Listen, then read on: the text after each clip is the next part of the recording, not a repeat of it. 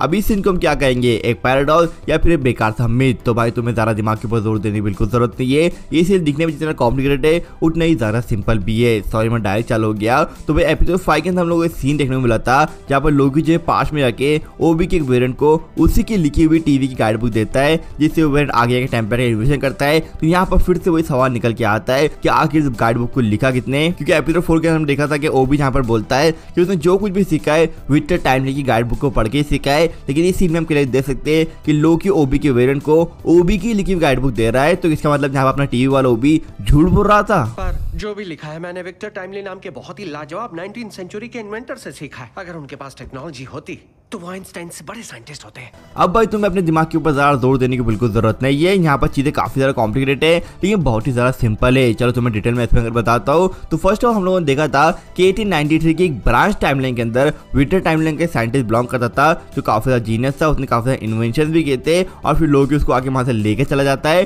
और ये सब कुछ होता है 1893 के अंदर। और उसके 100 साल के बाद में हमें दिखा जाता है उसी ब्रांच टाइमलाइन के अंदर 1994 के अंदर वो भी एक्चुअली बिलोंग करता है जो काफी कमाल का साइंटिस्ट है, लेकिन उसको पसंद है किताबें लिखना। अब अपने इसी शौक को पूरा करने के लिए काफी ज्यादा फिक्शनल और साइंटिफिक बुक तो लिखता है लेकिन कोई भी उसको पढ़ना पसंद नहीं करता। पर यहाँ पर कोई नहीं खरीदता।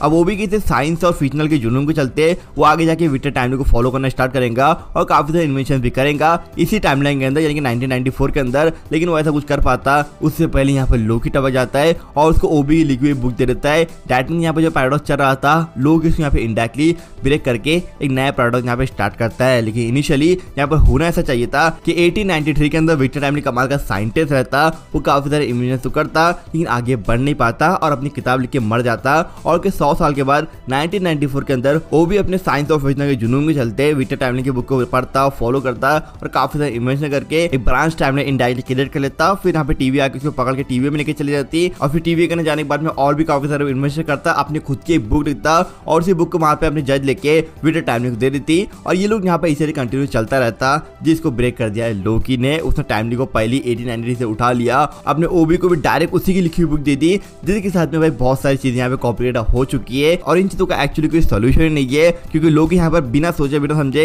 एक्चुअली कुछ भी करता जा रहा है। जिन चीजों का सोल्यूशन है वो मैंने आपको पहले ही बता दी कि एक्चुअली कैसी होनी चाहिए थी। विक्टर टाइमलाइन के मरने के बाद वो भी फॉलो करता।